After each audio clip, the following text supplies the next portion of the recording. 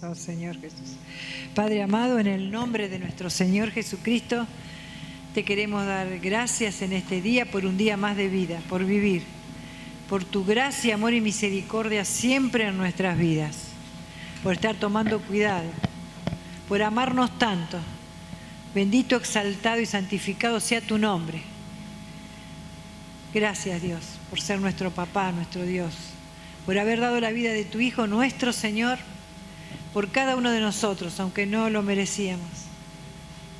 Y a ti, Señor, gracias por tu entrega absoluta, por tu fidelidad, por ser los pasos a seguir, por haber dejado esa senda, esas huellas, para que nosotros no nos desviemos. Y si lo hacemos, tú siempre estás estirándonos la mano para que volvamos a tu lado, que te miremos a ti en todo momento, en cada situación, que te entreguemos todas las cosas, porque tú eres nuestro Señor, eres la cabeza del cuerpo. Gracias por cada uno de nosotros formar parte de ese cuerpo. Danos la sabiduría y el entendimiento para comprender y conocer las Escrituras, para tener comunión contigo y con nuestro Padre, para poder vivir cada vez más en el Espíritu y no en nosotros, que podamos mermar y tú crecer en cada uno de nosotros, y que ese cuerpo bendito pueda ser edificado en todo el mundo, para que estemos listos y preparados para tu retorno, Señor. Que nos podamos vestir de ti cada día más. Gracias, Señor. Danos sabiduría para limpiar nuestro corazón, para que esté listo, para que tú puedas habitarlo plenamente, no a medias, no un pedacito, que tú habites plenamente en nuestro corazón y podamos hablar a través de ti, vivir a través de ti, movernos a través de ti, Señor. Que tú puedas brillar en nosotros en cada lugar donde estamos, donde nos movemos, donde vivimos. Gracias, Señor. Te amamos. Gracias por tu retorno, por la vida eterna que hiciste disponible. Gracias, Señor, y por la sanidad. Gracias por esa sanidad que tú lograste, por eso con toda la confianza vamos a ti. Te agradecemos por la sanidad de nuestros cuerpos. Danos sabiduría por qué orar por otros, qué necesidad, qué es lo que te agrada, Señor. Y ponemos en tus manos, te pedimos por la vida de Esther, por la vida de Maruca, por la vida de Tati. Gracias, Señor, por cada uno de nuestros hermanos, a todos, en cada necesidad, en cada problema de sanidad. Gracias por cada una de nuestras familias, de nuestros hijos, nuestros nietos, yernos, nueras, primos, tíos, toda nuestra familia, los reclamamos para ti, aquellos que no te conocen, nuestros vecinos, nuestros conocidos, que nadie se quede afuera, Señor. Guíanos a orar por cada uno y por cada necesidad, para que la voluntad de nuestro Padre, a través de nuestra oración, esté ahí llevándose a cabo. Danos sabiduría para desarrollar nuestros dones y habilidades, para hacerte grato olor a ti, Señor. Que en cada lugar se pueda ver a ti, te puedan ver a través de nosotros. No solo cuando estamos reunidos, sino en cada lugar donde nos movemos, donde vamos. Porque sabemos que tú habitas en nuestro espíritu, Señor. Tú estás ahí. Por eso tenemos que volvernos ahí. Tú eres nuestro Señor, nuestro descanso. Tú eres nuestro descanso, Señor. Por eso tenemos que volvernos a nuestro espíritu. Te damos gracias, Señor, porque tú, aunque no nos demos cuenta, estás cubriendo siempre todas las cosas. Y danos sabiduría para ser agradecidos por cada cosa. Gracias por todos nuestros hermanos en todo lugar. Y que ese cuerpo se pueda ir parando firme y esté preparado para todo lo que tú tienes para nosotros. Gracias, Señor. Te amamos y ponemos todas las cosas en tus manos. Gracias por bendecir este lugar, por bendecir cada hogar de nuestros hermanos y por todos los hermanos que no están o que no vienen. Gracias por estar tomando cuidado de ellos. Los amamos y danos también sabiduría para perdonar a nuestros enemigos, como dice la palabra. No pagar mal por mal. Si tu enemigo tuviere hambre, dale de comer. Si tuviere sed, dale de beber. Porque ascuas de fuego amontonará sobre su cabeza. Lo sabemos, Señor. Por eso tenemos que ser obedientes a tu palabra. Porque de esa manera tú vas a estar representado aquí en esta tierra. Te damos gracias, Señor. Oh Señor Jesús, gracias por ese espíritu vivificante que eres tú y que nos llevas a toda verdad, porque tú eres la verdad. Por eso tenemos que estar en ti, Señor. Oh Señor Jesús, qué bueno y grato es invocar tu nombre.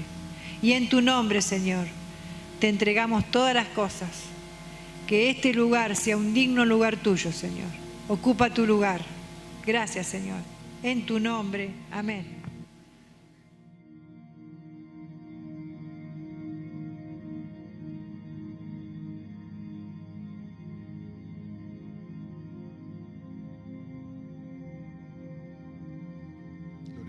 Eso. Bueno, hoy vamos a estar viendo un tema, algo mencionamos el domingo pasado en algún momento. La palabra de Dios dice en 2 Timoteo 3:16 que es útil, ¿sí? La palabra que Dios respiró, esta palabra, toda la palabra de Dios es inspirada por Dios y útil para enseñar, redarguir y corregir, para ir a nosotros equipando, instruyéndonos en justicia, para equiparnos para toda buena obra. Nos enseña, la palabra de Dios nos enseña acerca de principios espirituales que nosotros debemos conocer y que nuestro Señor Jesucristo manifestó y que muchos hombres que están escritos, que están mencionados en la palabra de Dios, manifestaron.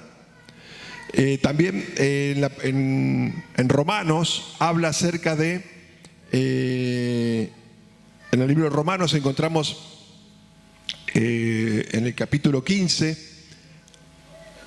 nos dice que la Escritura, ¿sí?, las cosas que se escribieron antes, para nuestra enseñanza fueron escritas, para que por medio de la consolación y la exhortación, por la paciencia y la consolación de las Escrituras, tengamos esperanza.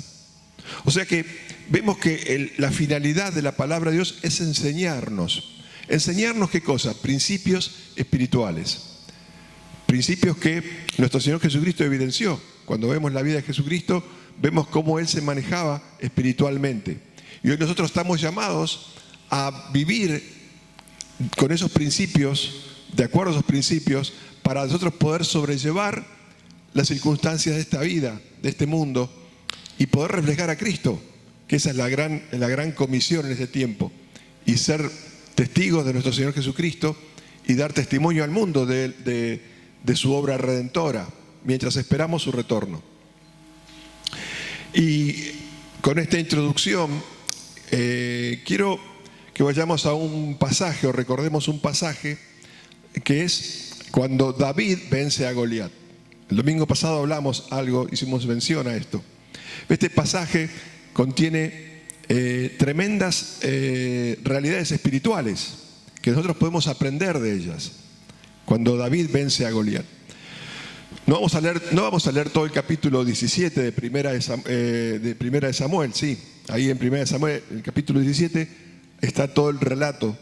Pero para ponernos en contexto, resulta que estaba por producirse una batalla entre los filisteos y el pueblo de Israel. Estaban en orden de batalla, dice, y estaban a punto de comenzar una batalla entre estos dos pueblos que menciona la palabra de Dios. Y dice que de las filas de los filisteos salía un paladín, ¿no?, gigante, enorme, era Goliat, y él dice que desafiaba a Israel a que venga un representante de los israelitas a pelear con él. Y si él vencía, ¿sí?, tomaban prisioneros, o era un signo de que el pueblo de Israel estaba sometido, estaba vencido, y los filisteos hubiesen vencido sobre los israelitas. Y si el otro vencía, bueno, ellos se rendían, los filisteos se rendían. Lo cierto es que este paladín, este Goliat, que era de una altura importante, era un gigante, y tenía además todo un armamento muy especial para la guerra, producía temor en los israelitas. Y los israelitas, en vez de salir a combatirlo, se escondían, ¿sí? Se escondían, tenían miedo. Y los atemorizaba así. Dice que esto lo hizo por varios días. Aún el propio Saúl, que era el rey, quien estaba reinando en ese tiempo en Israel, aún él estaba atemorizado. Quien tenía que ser el ejemplo para su pueblo, ¿no? Estaba con temor. Lo cierto es que David, en un determinado momento, el papá, David era jovencito todavía, hacía poco tiempo que había sido elegido por Dios para reinar en Israel. Pero aún él era joven, era un jovencito, y quien reinaba era Saúl.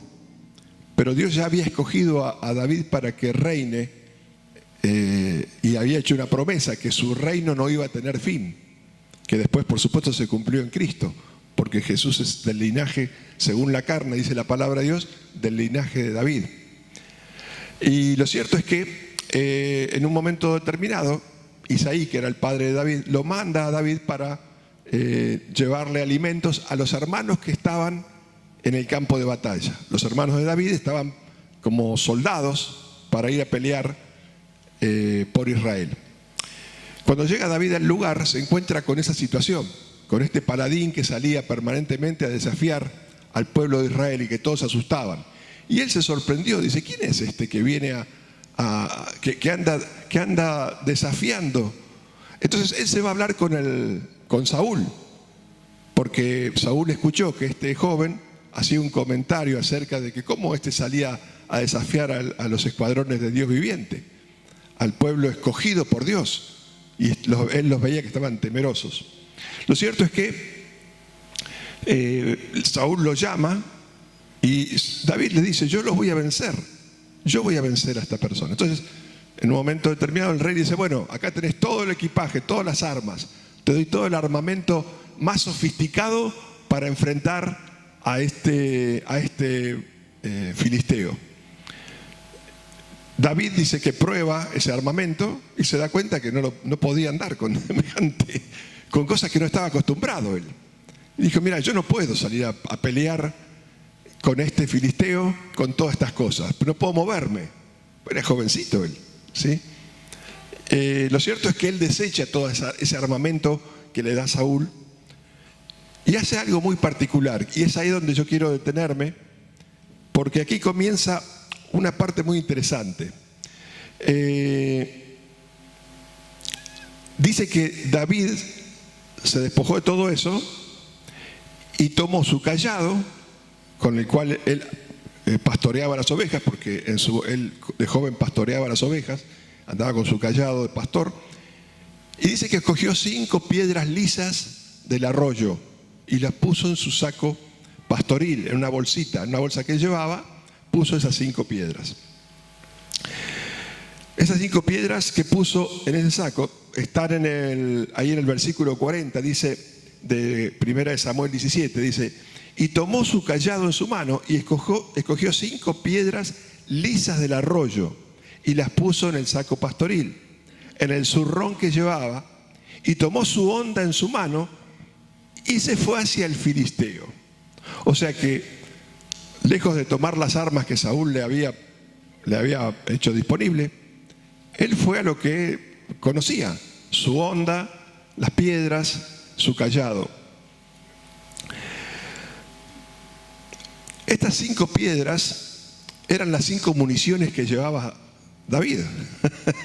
5 piedritas contra un gigantón que con toda una coraza y toda una lanza que era enorme y un escudo. Además iba el escudero, porque además llevaba un escudero que lo protegía a este gigantón. Y él le agarró 5 piedritas, ¿sí? Si bien David utilizó, y además dice que, después vamos a ver en el relato, que él utilizó una sola piedra para vencer a Goliat. De esas 5 piedras, solo utilizó una piedra. Eso lo vamos a ver ahora en el siguiente relato. Yo, leyendo el relato, pude encontrar, además de las 5 piedras, 5 características espirituales con las cuales David se cargó, o que ya tenía cargado de antes. 5 características espirituales que le permitieron a David enfrentar a Goliat. Y que quiero que las veamos juntos, porque esas 5 piedras, pensaba yo entre mí, representan esas 5 características que David evidenció, que David pudo experimentar frente a Goliat, para vencer a ese Goliat, que si bien físicamente estaba representado por un gigante que desafiaba al pueblo de Israel, en realidad sabemos que el diablo procuraba destruir al pueblo de Israel porque estaba la promesa que del pueblo de Israel iban a ser el Redentor. Y el plan sistemático del diablo era querer destruir a ese pueblo escogido por Dios. Ya lo había hecho, había intentado cuando estaban en cautivo en Egipto y todas esas situaciones que vivió el pueblo de Israel y de las cuales fue liberado por Dios. Y esta era otra situación donde el diablo estaba procurando someter a ese pueblo, a esclavizarlo. Esas características espirituales que David evidenció también las encontramos en nuestro Señor Jesucristo. Y también son necesarias para cada uno de nosotros hoy en día. O sea que no vemos estas características espirituales como algo que era para David, sino que es algo de lo cual nosotros tenemos que aprender. Como dice la palabra, todo lo que fue escrito antes fue para nuestra enseñanza, para que nosotros aprendamos de las experiencias de lo que hombres como David y como nuestro Señor Jesucristo evidenciaron. Nosotros también seamos portadores de esas 5 piedras espirituales, al menos 5. Carguémonos nuestra... Y yo pensaba en esto de esa bolsa pastoril, la asimilaba al corazón de David. Él primero tuvo que guardar esas 5 piedras en su corazón para que cuando estaba frente a ese hombre, a ese gigante, poder evidenciarlas. Y pensaba que David seguramente esas características espirituales las estuvo trabajando mucho antes, ya lo vamos a ver en la palabra de Dios. No es que fue improvisadamente a luchar con este gigante, sino que él preparó su corazón y pudo alimentar con el alimento de la palabra de Dios, con las promesas de Dios, su corazón y estar confiado y estar seguro. Como decimos, estas características siguen siendo vitales hoy en día para cada creyente que quiere pararse firme en Cristo. Porque les quiero decir, el diablo sigue empecinado en querer estropear los planes de Dios. Hoy en los creyentes, antes fue en el pueblo escogido de Dios, hoy en cada uno de nosotros el diablo va a querer arruinar el plan, el propósito que Dios tiene para nuestras vidas. Y nosotros tenemos que estar atentos a eso. Y no lo vamos a vencer con nuestras fuerzas, sino con las fuerzas y las armas espirituales, las herramientas espirituales que tenemos disponibles en Cristo Jesús. Vamos a ver algunos versículos donde vamos a encontrar estas características. Al menos a mí me sirvieron mucho y quiero compartirlas con ustedes para que también las podamos ver y tomarlas como herramientas necesarias para nuestra vida como creyentes, como hijos de Dios. Podemos encontrar la primer piedra espiritual que permítanme esta figura, ¿no? Esta figura de la piedra espiritual o esta característica espiritual. Encontramos en David su identificación con Dios. Él se identificó con Dios. Primera cosa. En los versículos 42 y 43 encontramos este registro. Dice, y cuando el filisteo miró y vio a David, porque recuerden que David salió con sus 5 piedritas, el cayado y su honda. Y se le presentó al filisteo, que salía en ese momento a desafiar al pueblo de Israel. Me imagino la cara del filisteo. ¿Dónde está el soldado, el valiente que viene a enfrentarme? Y vio ese muchachito ahí con ese cayado y esa onda. Cuando el filisteo miró y vio a David, le tuvo en poco. O sea, ¿dónde está el soldado? De haber pensado, ¿quién es este mocoso que viene acá al lado mío? Porque era muchacho, dice, y rubio, ¿no? Era racista el filisteo. Era un racista en primera. Ahí está el primer racista de la historia. Claro. Y de hermoso parecer, claro. En el 43 dice, y dijo el filisteo a David, ¿soy yo perro para que vengas a mí con palos? Y maldijo a David por sus dioses, por los dioses del filisteo, ¿no? Lo maldijo. O sea, él tuvo en poco a David, lo menospreció, lo maldijo, no lo consideró digno de estar parado frente a él para pelear, ¿no? ¿Cuántas veces a nosotros tal vez nos tienen en poco en este mundo? ¿Cuántas veces a nosotros tal vez sentimos que nos maldicen o vemos que nos echan palabras que no son bendición, sino que son palabras que agreden a nuestro ser? Tal vez nos ha pasado, ¿sí? ¿Y cuál es nuestra reacción ante eso?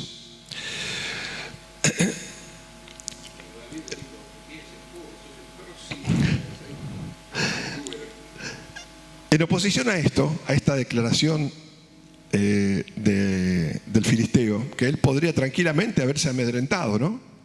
Y mirarse, sí, soy pequeño, soy rubio, soy jovencito, no tengo la fuerza que él tiene. Contrariamente a esto, David le responde en el 45. Entonces dijo David al filisteo: tú vienes a mí con espada y lanza y jabalina, mas yo vengo a ti con mi onda y mis piedras. No se valió en lo que él tenía, sino vengo a ti en el nombre de Jehová de los ejércitos, el Dios de los escuadrones de Israel, a quien tú has provocado. Él se identificó con Dios. O sea, no vengo yo solo. Yo tengo a Dios conmigo que pelea mis batallas. Yo vengo en nombre del Dios Todopoderoso. Él estaba allí en nombre de Jehová de los ejércitos. Él tenía muy claro su identidad. Hoy nosotros, ¿sí? Hoy tenemos la posibilidad de ser hijos de Dios. Nuestra identidad es de ser hijos de Dios gracias a la obra redentora de Cristo. Y cuando vienen los problemas, ¿cómo nos paramos frente a los problemas o frente a las amenazas? ¿Declaramos que somos hijos de Dios o miramos nuestra carnalidad, nuestra naturaleza pecaminosa y es ahí donde nos sentimos menos, que no podemos? Por nosotros mismos no podemos, pero nosotros somos hijos de Dios. Dice, hoy se torna totalmente, es vital tener en claro nuestra identidad espiritual. Adelante. Hoy se torna vital tener en claro nuestra identidad espiritual, ya que una de las armas del diablo es atacar nuestra identidad, que no valemos nada. El diablo va a procurar hacernos creer que no somos dignos, que no somos merecedores de la gracia de Dios. Y para eso va a generar como distintas artimañas. Una de las armas del diablo es atacar nuestra identidad, menoscabar nuestra realidad en Cristo por medio de mentiras. ¿Sí? Jesús lo llamó al diablo padre de mentiras. O sea, si hay alguien especialista en mentir, es el diablo. O sea que ahí está nosotros si le vamos a creer o no. Ahí está nosotros si vamos a alinearnos a sus mentiras o vamos a declarar lo que somos en Cristo, lo que Cristo logró en cada uno de nosotros. En el libro de Romanos, en el capítulo 8, un gran registro dice en los versículos 29 y 30, porque a los que antes conoció, ahora está hablando de nosotros, ¿sí? También los predestinó para que fuesen hechos conforme a la imagen de su Hijo. Estamos llamados a ser conforme a la imagen de Jesús, de Cristo. Eso es muy grande. ¿Vamos a ser dignos representantes nosotros de esta verdad? ¿O vamos a creer las mentiras del diablo? Es una decisión que está en nosotros. Para que Él sea el primogénito entre muchos hermanos. Y en el 30 dice, y a los que predestinó, o sea, a nosotros, estamos escogidos, dice la palabra de Dios, antes de la fundación del mundo. A los que predestinó, a ellos también llamó, y a los que llamó, a estos también justificó, y a los que justificó, a estos también glorificó. O sea, nosotros somos la gloria del Padre. Estamos glorificados. Tenemos que entender estas verdades espirituales para que cuando vengan los ataques de menosprecio, de menoscabo, no es por nosotros, sino por lo que Cristo ya logró. Porque nos amó. Y hacer valer esa realidad. Entonces encontramos esta primer piedra de David frente a Goliat de su identidad. Él no renunció a su identidad, no le creyó las mentiras que el filisteo estaba declarando de él.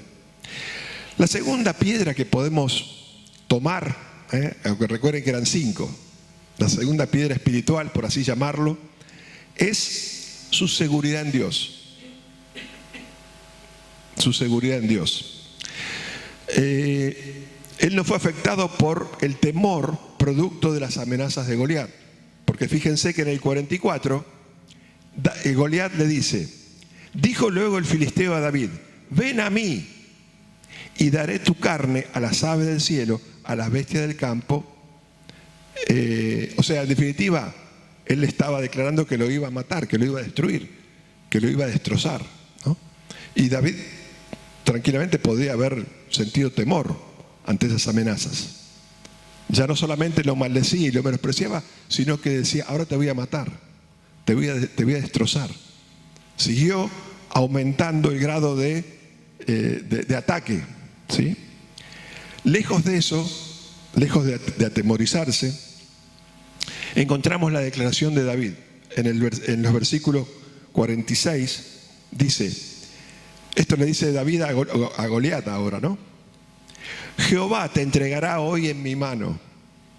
O sea, lo que vos estás diciendo, quiero decirte, Jehová te va a entregar en mi mano.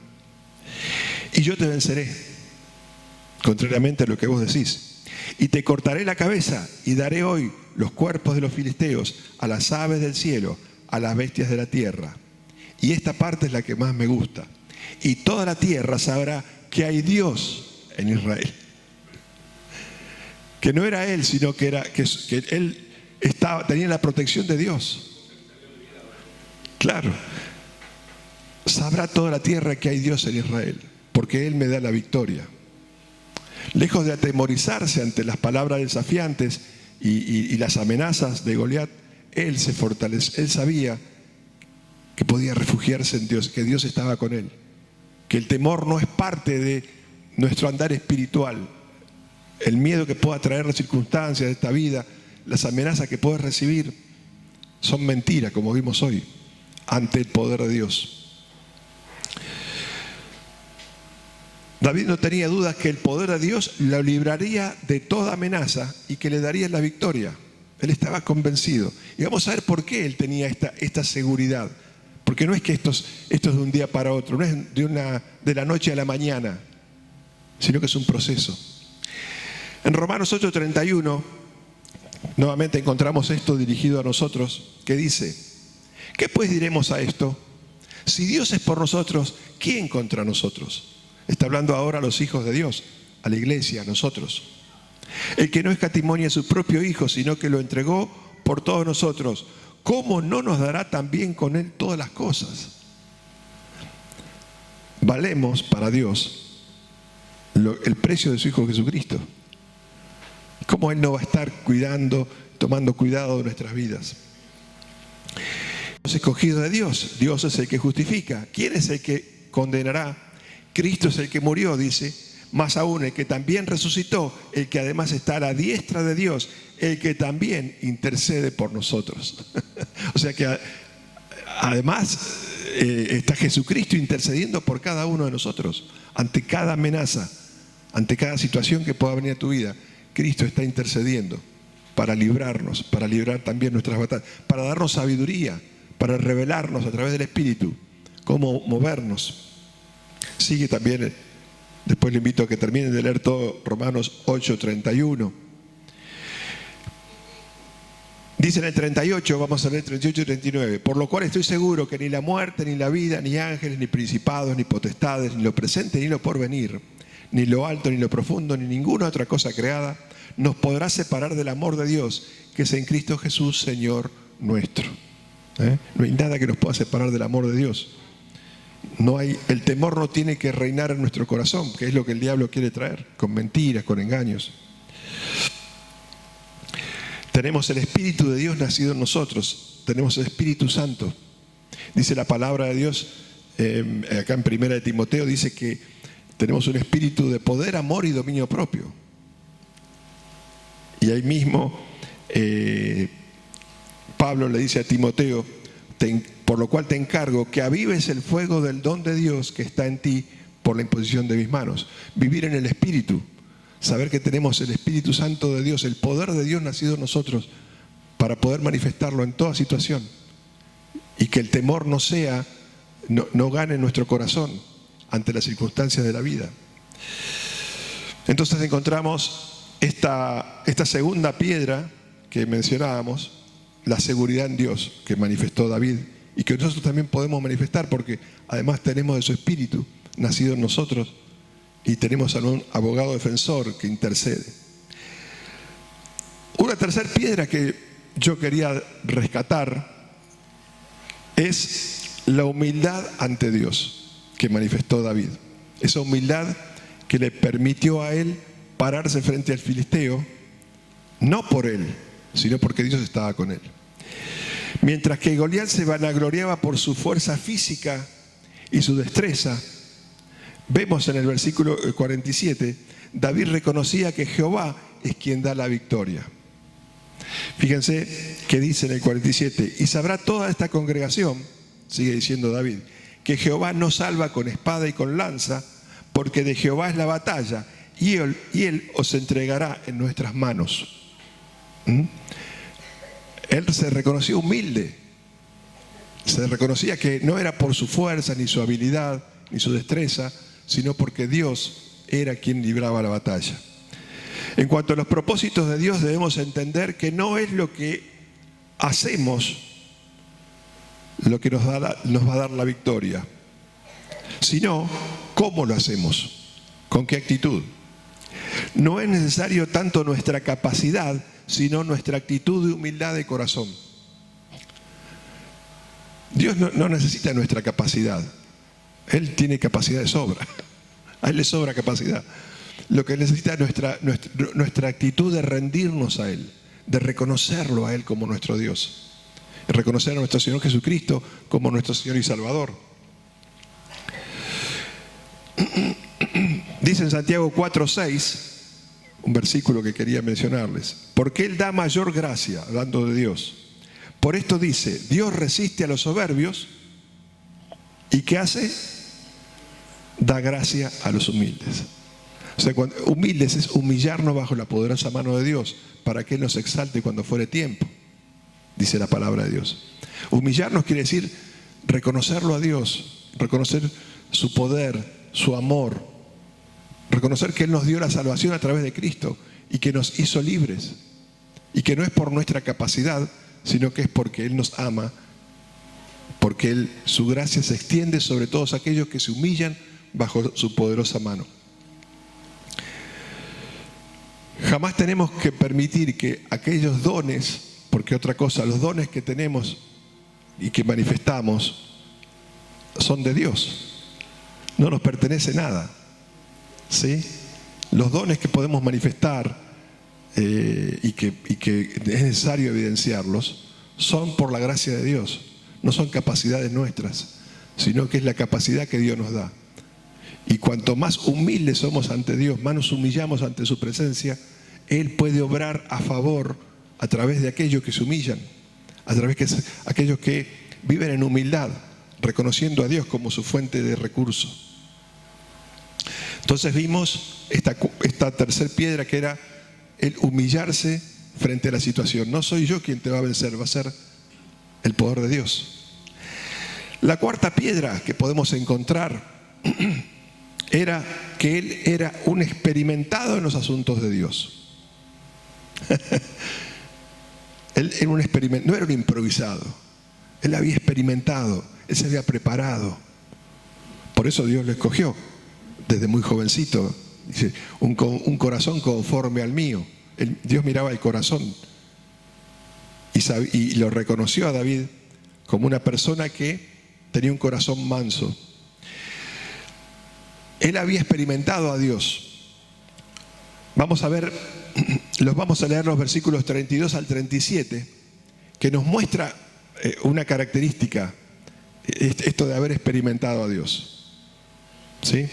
Dice en estos versículos, dijo David a Saúl, acá está hablando David con Saúl antes de ir a enfrentar al filisteo, ¿Por qué él le dijo a David, yo voy a ir a pelear con el filisteo este? ¿Por qué se lo dijo? ¿Porque era un vanaglorioso? No. Él había experimentado ya a Dios en su vida. Y estaba convencido de lo que iba a hacer y convencido de que Dios iba a estar a su lado. Dijo David a Saúl, no desmaye el corazón de ninguno a causa de él, del filisteo. Tu siervo irá y peleará contra este filisteo. Dijo Saúl a David, no podrás tú ir contra aquel filisteo para pelear con él, porque tú eres muchacho y él hombre de guerra desde su juventud. Claro, Saúl miraba a los 5 sentidos, lógica de los sentidos, lógica, claro. Pero con Dios esa lógica sabemos que no funciona. David respondió a Saúl, tu siervo, o sea yo, era pastor de las ovejas de su padre. Y cuando venía un león o un oso y tomaba algún cordero de la manada, salía yo tras él y lo hería y lo libraba de la boca. Y si se levantaba contra mí, yo le echaba mano a la quijada y lo hería y lo mataba. Fuese león, fuese oso, tu siervo lo mataba. Y este filisteo incircunciso será como uno de ellos, porque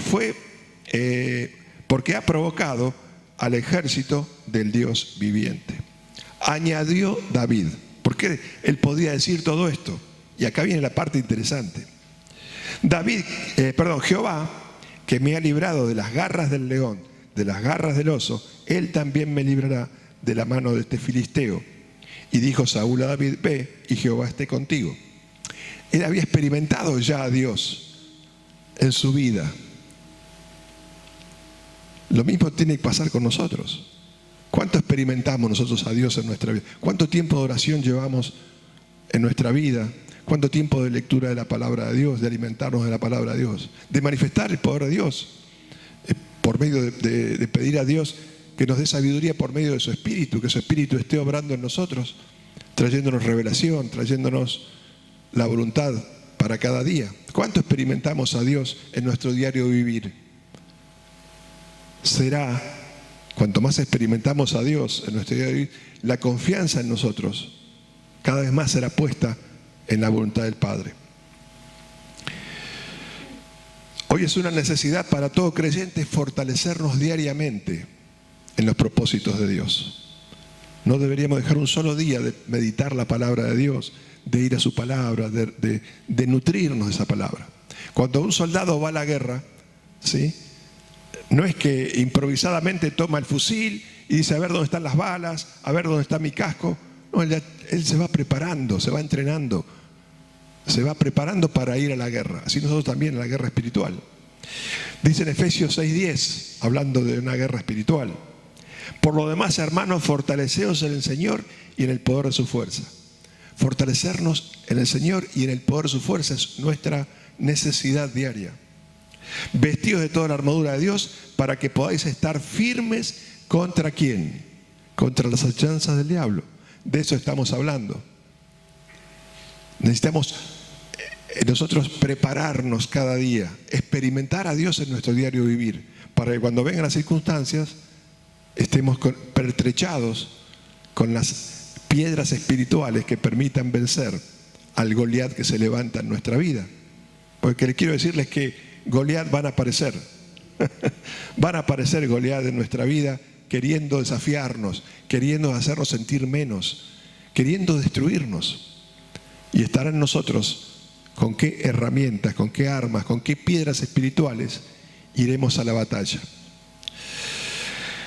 No tenemos lucha contra sangre y carne, sino contra principados, contra potestades, contra los gobernadores de las tinieblas de este siglo, contra huestes espirituales de maldad en las regiones celestes. Y después dice, por tanto, vestíos de toda la armadura de Dios para que podáis resistir en el día malo y habiendo acabado todo, estar firmes. Y nos dice cómo estar firmes, el registro.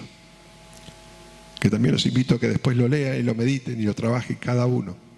Cada uno de estos elementos que menciona acá son armas espirituales que tenemos disponibles de parte de Dios y que nuestro Señor Jesucristo hizo disponible para todos nosotros.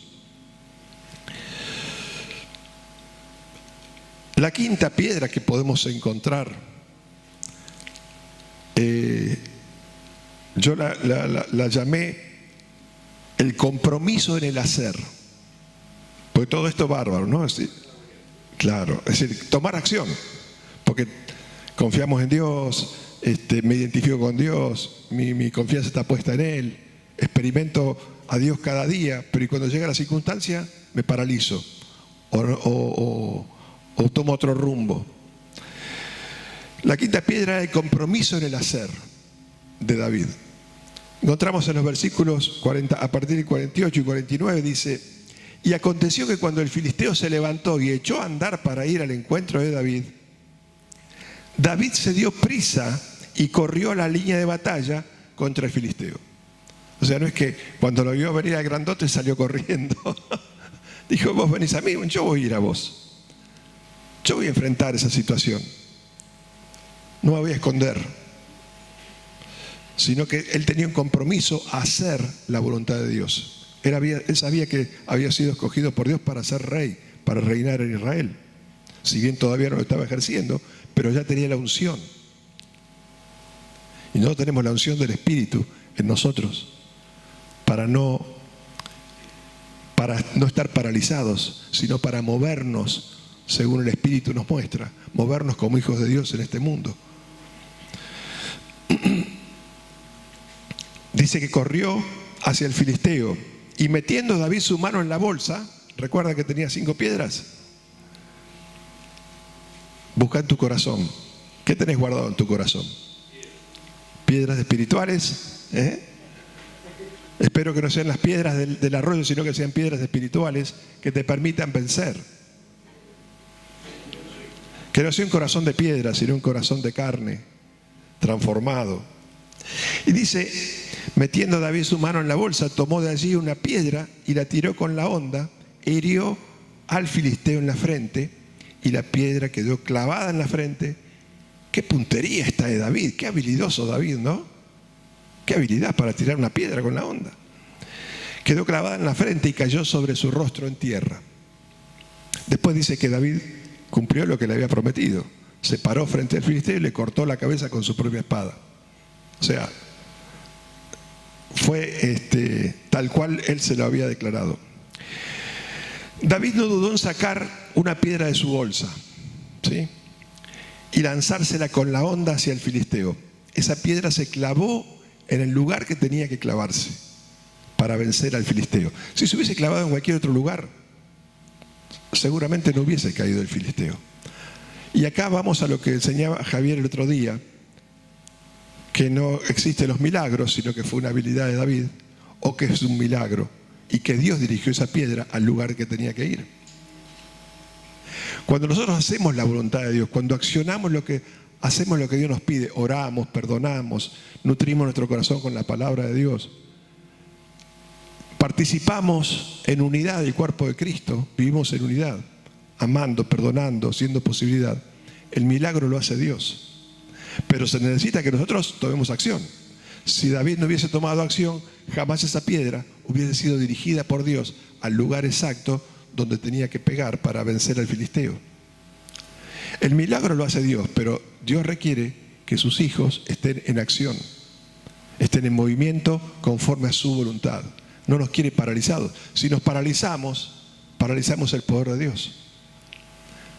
Por eso es importante que entendamos que somos parte de un plan de Dios, donde Dios nos necesita a cada uno de nosotros para que su propósito se cumpla.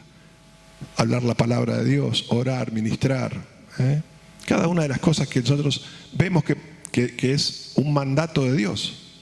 Andar en amor. Como decíamos, David no dudó en sacar esa piedra y lanzarla. Esta determinación de David permitió que Dios interviniera milagrosamente para que con un solo golpe certero derrotara al enemigo. Esto sucedió por todo lo anterior. O sea, no es que fue una casualidad, no es que a David se le ocurrió. Todo esto sucedió por todo lo anterior que vimos. La identificación con Dios, su seguridad en Dios, su humildad frente a Dios y su experimentación. Haber experimentado a Dios. Todo esto permitió que en su hacer el milagro de Dios, Dios intervenga y produzca lo que tenía que producir. La palabra de Dios nos exhorta a crecer en la obra del Señor y que nuestro trabajo en el Señor no es en vano.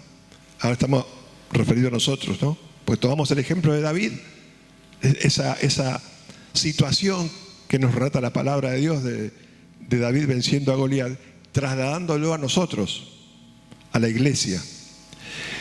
En 1 Corintios 15, versículos 57 y 58 dice: mas gracias sean dadas a Dios que nos da la victoria por medio de nuestro Señor Jesucristo. Así que, o sea, esa victoria viene a consecuencia de esto que viene ahora. No es que, no, me da lo mismo, ¿sí? Hago esto, no lo hago y la victoria va a venir. No, no, no. No nos confundamos. Dios nos cuida, nos ama, nos protege, su gracia está, pero quienes reciben la bendición de Dios y quienes no, será por cómo se comportan frente a lo que Dios nos pide que hagamos. Dice: así que, hermanos míos, amados, estad firmes y constantes, creciendo en la obra del Señor siempre, sabiendo que vuestro trabajo en el Señor no es en vano. Nos tenemos que preparar, tenemos que tomar estas características que David incorporó, ¿sí? Que seguramente las incorporó mucho antes de que enfrentara a Goliat. Él pudo enfrentar a Goliat porque ya tenía estas características espirituales que vemos en la palabra de Dios, que lo llevó a vencer ante un desafío donde todos estaban escondidos, donde todos estaban con miedo y nadie se animaba a enfrentar, porque se habían olvidado de que era el pueblo escogido de Dios. Ellos habían olvidado de que Dios había prometido bendición en ese pueblo. Así que, hermanos míos, estad firmes y constantes. Es la gran exhortación para nosotros. Firmes en Cristo, constantes en crecer en la palabra de Dios, en vivir conforme a los propósitos de Dios. Y el milagro va a estar, porque Dios así lo promete. Él va a obrar cuando nosotros tomamos esta actitud de estar firmes y constantes. Por supuesto que su gracia nos cubre muchas veces cuando dejamos de estar firmes y constantes. Él nos sigue esperando, Él sigue extendiendo su gracia. Pero no juguemos con esas cosas, tengamos cuidado, porque el diablo anda como león rugiente buscando a quien devorar. Aquellos que se descuidan son devorados por el diablo, como le pasaba al pueblo de Israel. Se escondían temerosos cuando salía este paladín a desafiarlos. Estas características, como dijimos hoy, también las encontramos en nuestro Señor Jesucristo. El Señor Jesucristo manifestó, vivió, evidenció estas características que vimos en David y que le permitieron a Él ser quien es hoy para nosotros. Él se identificó con Dios. En un momento determinado, los fariseos del momento le decían: este es hijo del diablo, hijo de Satanás. Sin embargo, él tenía muy claro que era el Hijo de Dios, que había venido a este mundo con un propósito y que Dios estaba con él. Y no había conversación o palabra denigrante que lo saque de su identificación con Dios. Él tenía seguridad en Dios, ¿sí? Él estaba seguro que Dios estaba a su lado. Yo y el Padre uno somos. El que me ha visto a mí ha visto al Padre. Él tenía seguridad en las palabras que yo hablo, no son palabras mías, sino las que el Padre me da. Él estaba seguro en él de que él estaba haciendo los propósitos de Dios. Él tenía humildad. Él tenía humildad. Cuando era joven, que se fue de una caravana donde sus padres volvían a su tierra, él se quedó en la sinagoga en Jerusalén y los padres lo encontraron días después, sentado con los doctores de la ley, compartiendo las escrituras. Y él dijo: en los negocios de mi padre me es necesario estar. Él era humilde, él sabía que tenía que estar en los negocios de su padre. No, él no hacía las cosas porque a él le parecían, sino porque su humildad ante Dios era una realidad en él. experimentación de las cosas de Dios. Bueno, él experimentaba permanentemente el poder de Dios en su vida. Nada hacía él por su propia cuenta, sino porque el Padre le mandaba hacer. Cada sanidad, cada milagro, cuando fue a resucitar a Lázaro, él declaró: yo sé, Padre, que siempre me oyes, siempre estamos en comunión, siempre estamos unidos en comunión a través del Espíritu, a través del Espíritu Santo que él recibió. Él experimentó a Dios. Y bueno, ni hablar de su compromiso a accionar, a llevar a cabo la voluntad de Dios. Gracias a su compromiso a hacer la voluntad de Dios, hoy nosotros podemos beneficiarnos de ese compromiso. En un momento determinado, cuando estaban orando en el monte de los Olivos, él le dijo al Padre: no se haga mi voluntad sino la tuya. O sea, tengo que pasar por esto, voy a pasar por esto. Y gracias a ese compromiso, hoy nosotros todos nos beneficiamos de su compromiso, de ese accionar comprometido de Cristo, de ese amor que Él manifestó. Estas características, como les comenté, yo las encontré en ese relato, ¿sí? En ese relato donde donde David vence a Goliat. Y nosotros lo podemos leer como una historia más, como un hecho más, como un acontecimiento extraordinario que muestra la palabra de Dios. Pero cuando buceamos en las realidades espirituales de la palabra de Dios, encontramos que hay mucho más, que nos sirve a nosotros como ejemplo, que nos sirve a nosotros para que nosotros incorporemos esas características en nuestra vida y podamos, así como David venció a Goliat, poder nosotros vencer a los Goliat que día a día se puedan levantar contra nosotros. Así que, Padre, te quiero dar gracias en el nombre de Jesucristo. Gracias por este día, por poder nosotros encontrar estas verdades espirituales en tu palabra, que las has dejado para que nosotros aprendamos, para que seamos enseñados por ellas. Que estas verdades que tantos hombres evidenciaron y que están relatadas en tu palabra, las podamos encontrar y hacerlas nuestras para poder llevar adelante tu plan a través de nuestra vida.